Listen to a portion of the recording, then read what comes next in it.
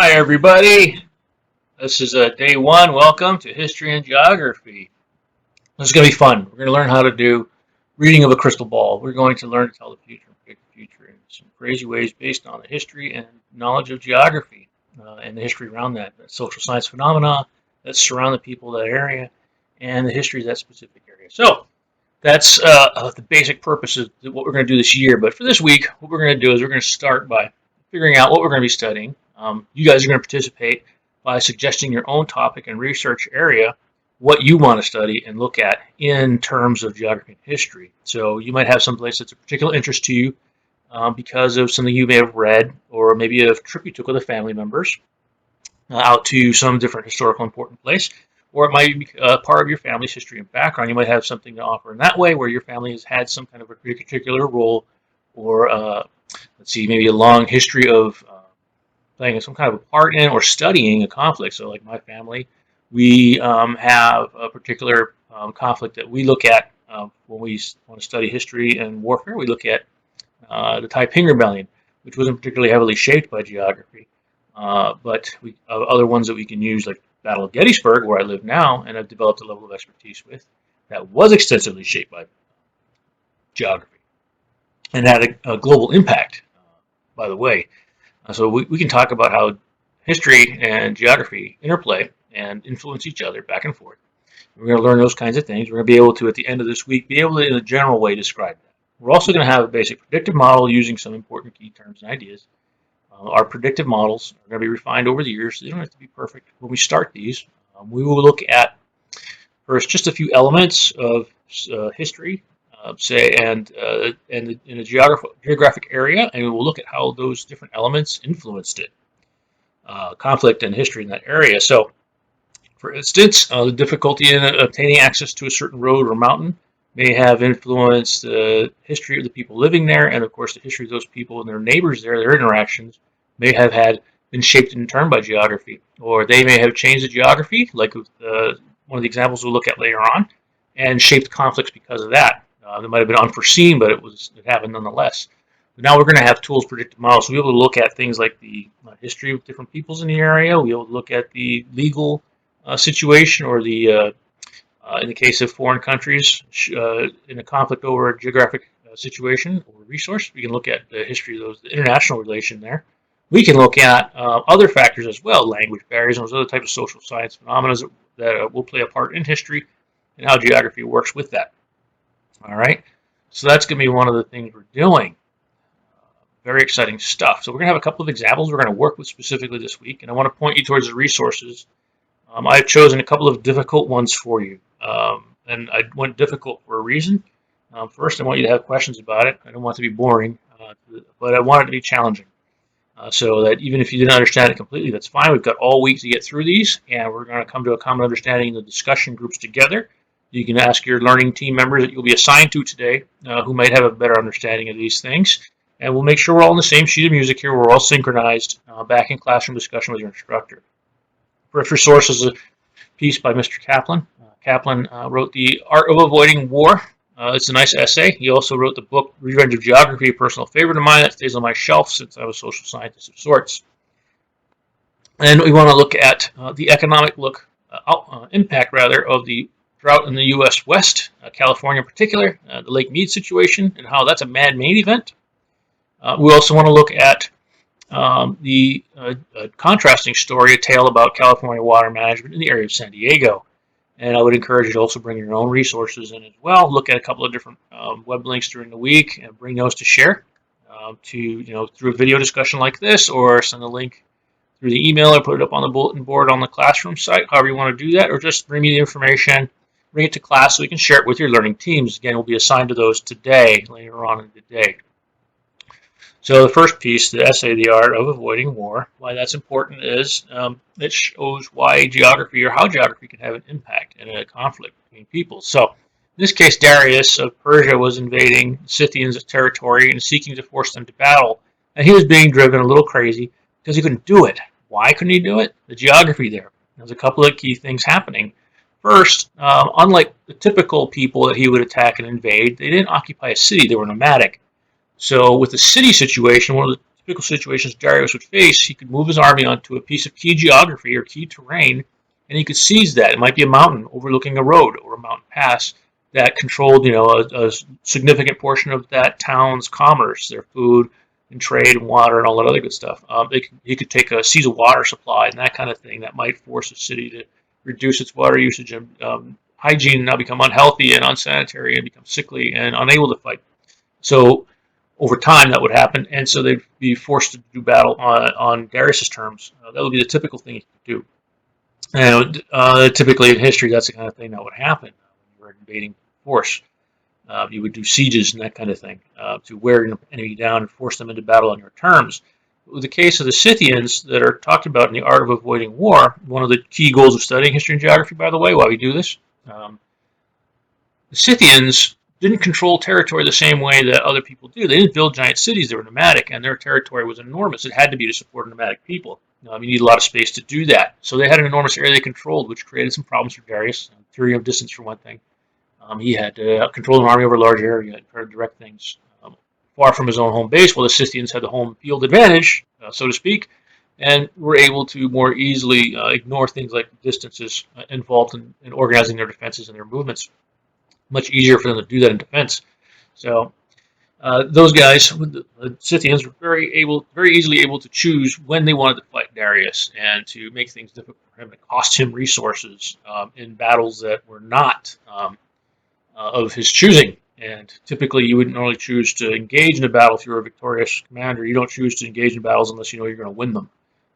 That's one of the key things that smart generals do, is they only start a battle when you already know the outcome. Darius couldn't do that. He was getting attacked by the Scythians and harassed by them whenever they wanted to do it, and they were driving to distraction. So they managed to avoid a war just by using the geography and the space. And their attacks were small, harassing type attacks. It wasn't a big giant war. But there's different levels of conflict, and that takes us to the economic impact of the Western United States drought situation, particularly with California.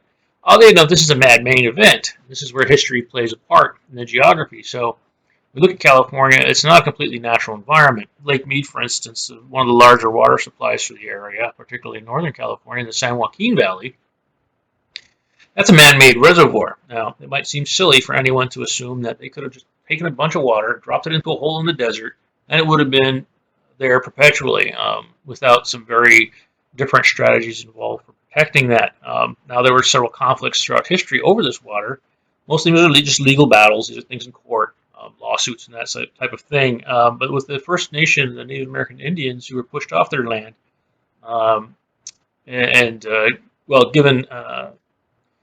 given legal rights to some of that water, but not actually provided with the entitled amount of water, there's been a long-term simmering conflict about it. Also, the different states that use water from Lake Mead for different purposes fight over it all the time between the different states. There's legal battles going on and wrangling perpetually over water rights, how much water even each individual farmer can use per different type of crop and space of land, and this can affect the livelihoods of individual families as well as entire regions, towns, and the like. So it's very important. It's a big conflict. It's a simmering legal battle for the most part. But now, and some have alleged that a lot of this is due to California and other states' mismanagement of the water resource of Lake Mead and other reservoirs. This may or may not be true, but it may be provable. So let's look at what you think by studying the difference, the contrast of the story in San Diego. The video link there is a short news story about what San Diego did several years ago, I think several decades ago, or at least a decade ago. They went and put in place a responsible water management plan, and you'll see that their reservoirs are healthy, despite having a typical Southern California dry climate. They have not experienced widespread problems. They have embraced a culture of conservation, for instance, and they've made sure that they have adequate water supplies, more than just one resource for their water, and they manage those very well. Hopefully that continues, because that's great for those people living in San Diego, and for tourists, of course, can help them. Now, why do we look at California and San Diego and all those other things when we live way out here on the opposite side of the country? How is that important to us? Well, for one reason, California is the fifth or sixth largest economy in the entire world, all by themselves. They have an enormous financial impact on the planet, much more than many of the other United States. They also provide something like the fifth or sixth largest amount of agriculture, again, in the country. They're the top providers for agricultural products, so food. A lot of what we eat does come from California, or a lot of what we eat eats stuff that comes from California. So they produce feed and corn and those kinds of things for beef and cattle and chickens and whatnot. They also produce a large amount of fruits and vegetables that are directly exported to other states. So we rely on them for our food. And if they don't have water, they can't grow those food resources. So it's not just a California problem or a Nevada problem or an Arizona problem. It's really a America and the larger world problem. Now, it might be a stretch to suggest that California would turn into the Mad Max scenario should the water situation get really bad, where we would see Northern Californians dressing up in weird costumes and driving dune buggies into San Diego to steal water and wreak mayhem and havoc and hurt people in a violent conflict. But it's not completely impossible to imagine. But there are some historical factors that play into this. So, for instance, the United States has a stable legal institutions as a democracy. Northern California and Southern California are basically the same people. They have a shared history and a shared identity. So odds of a physical conflict of that nature are very remote, at least now, unless something drastic changes like the Terminator scenario in Judgment Day. If you haven't heard about that, we'll bring that in later on because some things we can use to highlight geography interplaying with history come to us from fiction. And I'll use the example of one of my own books later on, which is really a story about geography and how conflict comes to be because of that geography and its influence. So let's go back to some of the other things we want to learn. We want to have our predictive model. We want to look at the beginning of that. So things like what we just talked about. You want to talk about the geography itself, like the dry areas of California where desertification is a problem, and you have to falsely man-made irrigation is a situation that has changed the geography or shaped the geography. The history of that was done a long time ago. We want to look at the shared legal history of the peoples out there, their shared culture that can have an influence on predicting conflicts and how they will go. We can look at the past conflicts. So we have different elements that we can weigh as we build our predictive models, and there they are. Okay, so we can also look at foreign situations. So let's look at the South China Sea and the Spratly Islands where there's a fisheries conflict between several Southeast Asian nations with competing claims on the same fishery areas. So this can be problematic. These things have gotten dangerous at times with different boats from fisheries enforcement and fishing vessels colliding in a misunderstanding or a fight over claims to a certain territory and a fishery, access to a fishery. We've seen Coast Guard vessels and fisheries enforcement and even full-on naval warships fire warning shots at each other in different levels of this conflict. Threats are made in the media, missile emplacements are built, and those kinds of things, fortifications, and there's a lot of tension there. We can apply our elements in our predictive model, our shared history of those people, which has been full of conflict, rife with conflict. For instance, China had at one point invaded Vietnam, that kind of thing. It claims Taiwan as one of its countries, and that's a geographical situation there that's difficult to solve. Taiwan sees itself as independent, but it's so close to China. Defending itself is difficult. It doesn't have the size and weight to do that. Japan is building in its own. It's got its own geographical influence there as well, with the barrier of iron, with bases and flat top ships to defend itself, submarines, destroyers, and all that kind of stuff. Japan's military has been growing of late.